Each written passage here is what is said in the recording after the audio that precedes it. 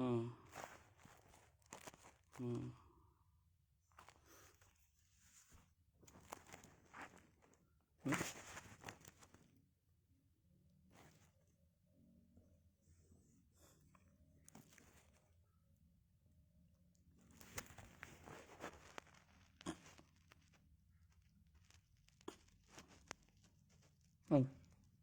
ังบ่โตบ่ได้โตบ่ต้องโกยัง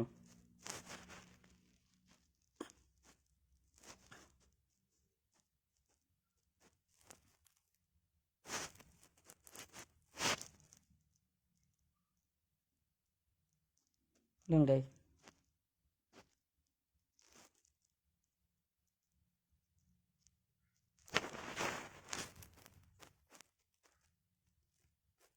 หมอฟ้านั่นฟังตัวบ่ค่าแม่นมีน้องบ่มีหยังบ่อยู่มองอันบ่คือ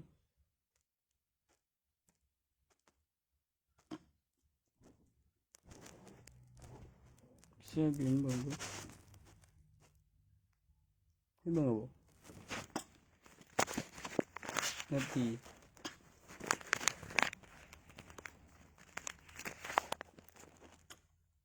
ดี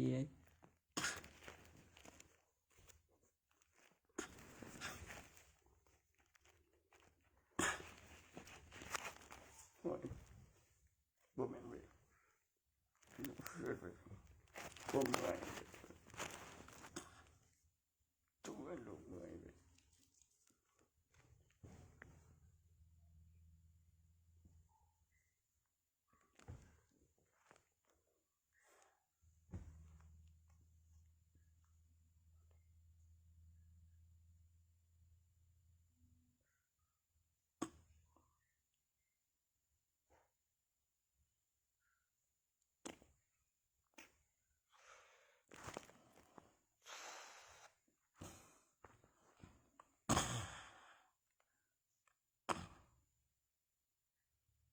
บ่รู้สึกดี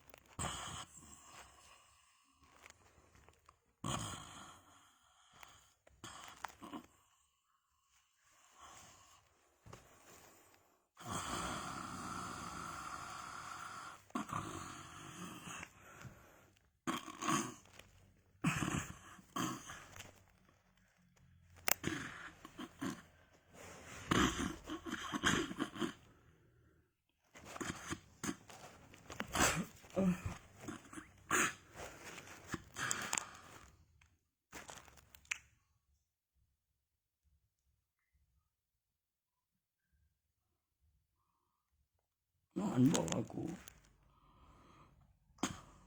วันศุกร์นั่นมันทำเรื่องไปก็บ่ไปหรือญี่ปุ่นบ่ที่เลยมีบักโศกนะไปก่อนผมมีของจรบ้านก็จะไปทานแม่นมีพยานแม่กูก็เสียงแรงบ่ได้สิวดอกแบบต้องมาเงินยังแรงอยู่เฮือน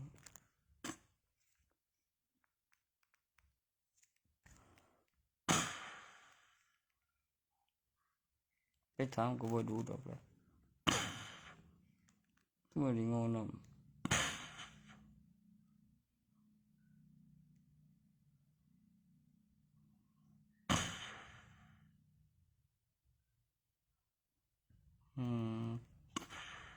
แล้วก็สิบอกแบบระเบียบละเอียดเรียบเป็นไปได้ที่มีตอนนั้นว่าคือตนนั้นบ่ได้ฮู้บ่ว่าเป็นอิหยังแล้วตนนั้น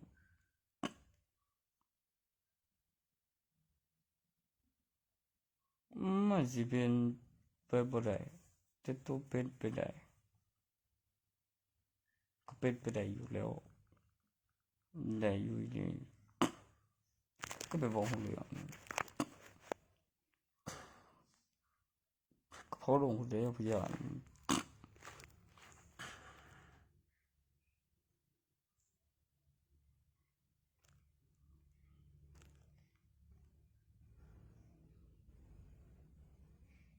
สิเดียวมันสิเดียวเก่าบ่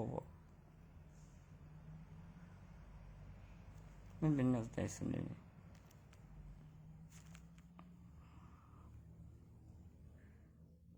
ตัวนั้นมันบ่เกิดโตบ่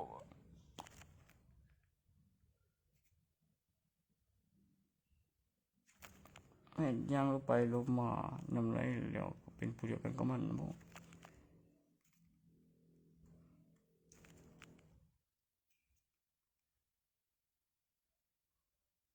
So girl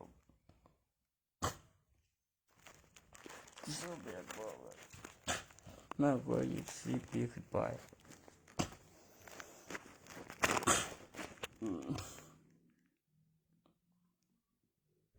แข่งสุด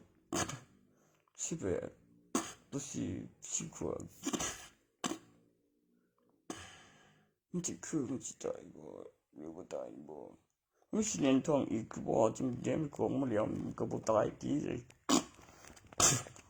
ขึ้นบ่ท่องใหม่ท่องใหญ่จะเข้าไปเองได้เรื่องหยังขยับ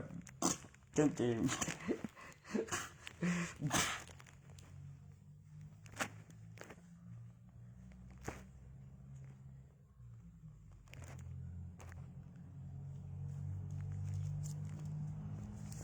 อย่าประโยชน์อีหยังจังสิฟ้าวอีก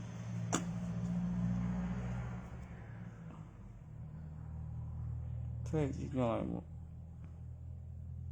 ได้ช่างบ่อย่ามาบังคับกูเลยเขาสิเอาหรือบ่เอาเรื่องของเขาแล้วแต่ว่ามีเบิ่งอยู่ได้ในดีรักษาใน YouTube ตั้งชื่อไว้อีกมันเห็นน้องเป็นโตล่ะมีแขนมีขามันคือสิว่าบ่ลืมน้องตัวเล็กมีสื่อมีเหลือใบทะเบียนบ้านมีผู้หญิงกับผู้ชายสืบถึงกับสืบรางแล้วมีเห็นจำนวนตัวเลขคำอธิบายที่สงสัยรีวิวเป็นไปการจดจำการพัฒนาเดี๋ยวก็พออยู่หมดก็มันนักเป็นไรหรอกเริ่มจะดีขึ้นหรือไวขึ้นอยู่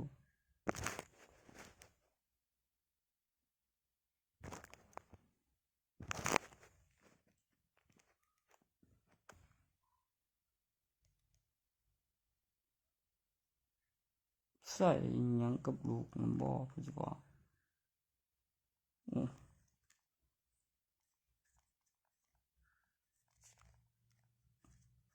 ได้บอกยังหวานบ่ลงบ่ลืมแล้วมันมีแข่งกันต่ำก็แบบไปนำแล้วก็ผู้นักแข่งไปเร็วก็เขาประจำเร็วเขาเสมอเร็วก็มีบินกำหนดรายวันและนับเป็นปีก็สังเกตผู้อื่นกับของก็ผู้ชายมีเบิ่งแล้วข้อมูล500,000ปี180ล้านนับเป็นปี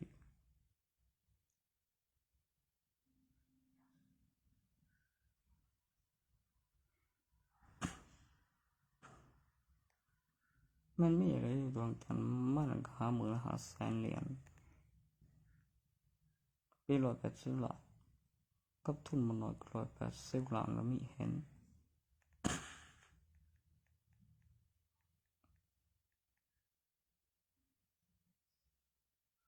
กับของกับเป็นก็ไปเที่ยวประโยชน์ก็คือเจ้าหน้าที่แล้วทุนมีกำไร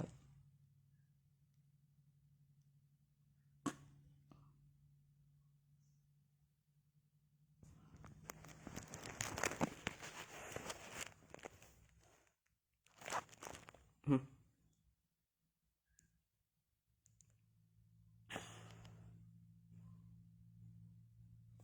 เอาโตที่มันถึงมากไปเลย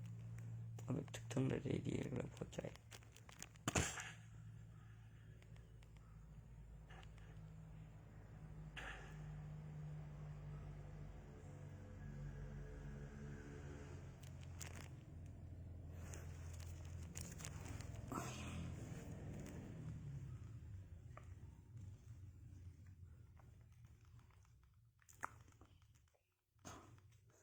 จังสิว่าจะพอ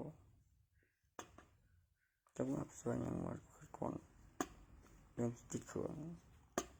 ก็สิ่งสายไฟจะผ่านการนำไฟฟ้ามาแล้วเก็บอยู่ดังสมาธิวัตถุมงคลเก็บอยู่ไว้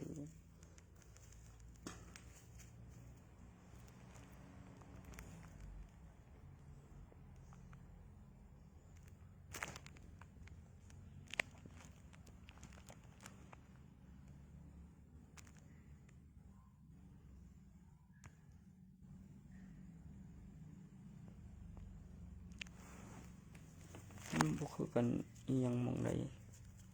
อันใด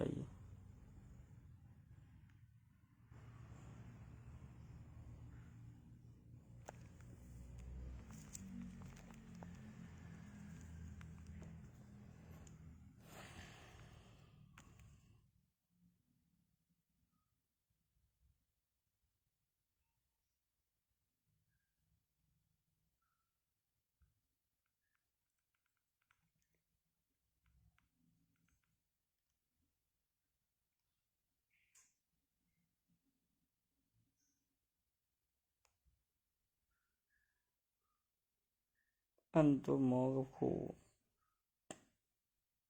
ตัวหมอนั่นมีหนังสือคือหมอกินก็จนนี่แปรรูปหรือปลุกเสกหรือปรุงรสแล้วมีน้ำหนักมีของก็มีวิโอ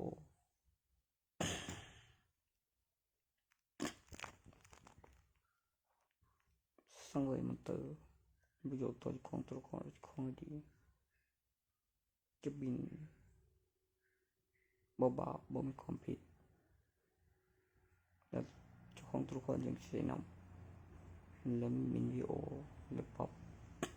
พลังสบัดปลุกเสกพลังงานไฟฟ้าเป็นไปการจะจำการพัฒนาที่มีจำนวนตัวเลขและอธิบายข้อแห่งว่าลงแบ่งล่างไว้เนาะ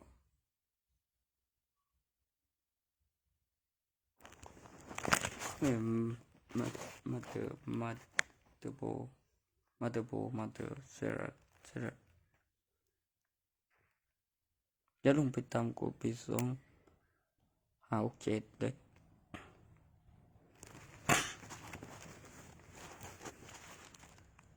ปี2012ต่างกับ2024แล้วก็ปี2067ต่างกับปี255ก็เป็นตำแหน่งกลางสื่อระเบิดประวัติศาสตร์และว่าประเทศอีกประเทศนึงและปันเอาเองที่ตนมีผู้บริหารบอกว่าคือประเทศไทยอยู่เป็นภาษาพื้นเมืองใส่ตัวอักษรก็คนละประเทศแค่เพียงศาสตร์กับพวกแรงเพิ่นก็ใส่อยู่เป็นเพียงเตือนถ้าเว้าแบบเป็นภาษาวรรณคดีและในหนังสือลังทรงมงมีวรรณคดีแล้วที่เกี่ยวกับประโยคภาษาการสื่อสารของประเพณีไทยวรรณคดีไทยในตำนานด้วยตัวที่มีเห็นและมีได้ยิน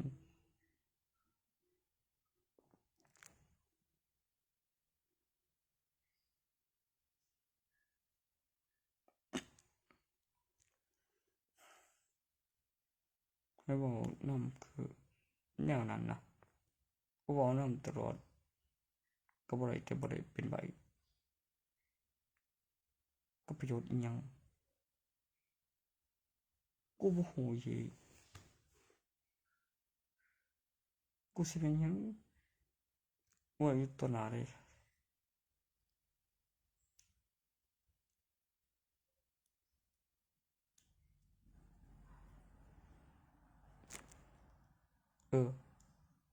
ไปใส่วะแบบอย่าลงไปต่ำกว่าหันคือเป็นหยังคือลงไปได้นะบ่คือมีดวงระเบิดแล้วสร้างขึ้นมาใหม่ในสายการแต่ปกติแล้วหามองเลย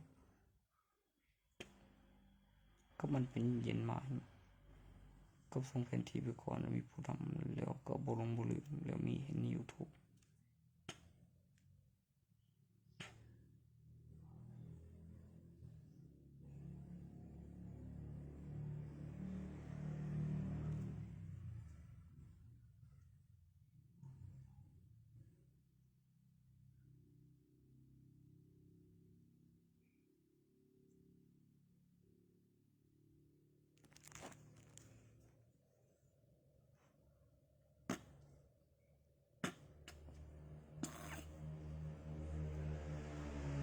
แล้วเสียงเอาองศา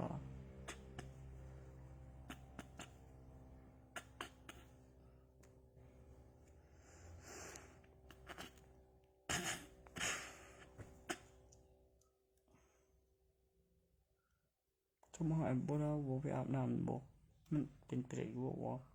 แต่ว่าคือพิมพ์ไปบอกไว้อยู่แล้วบางทีก็คือว่า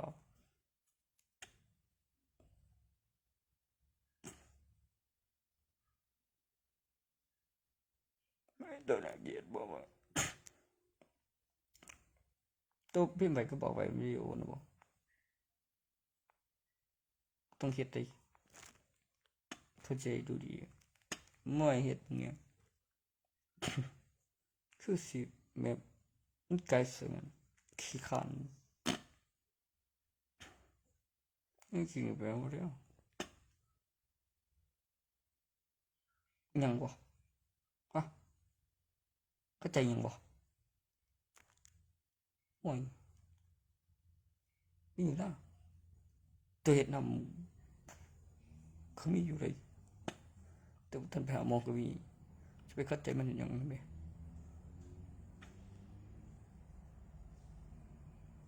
มึงราคาไหน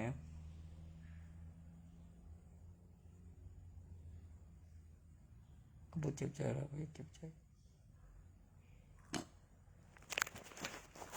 ไม่เจ็บใจบ่ข้อแห้งบ่มันบ่ได้เป็นใบได้มันทาซื้อ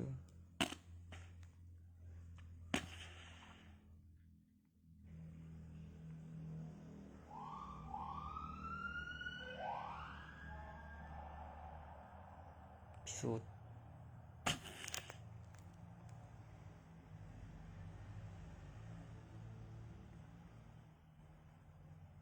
ไปอาบน้ำเลย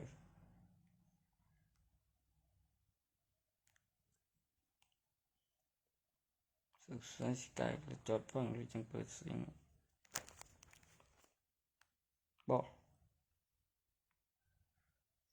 มึงไงของมันอีกมึงเหรอ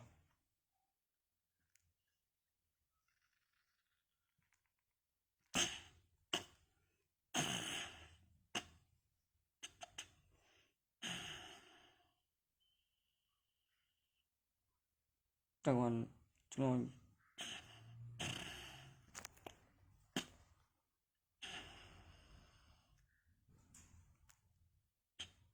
ไปได้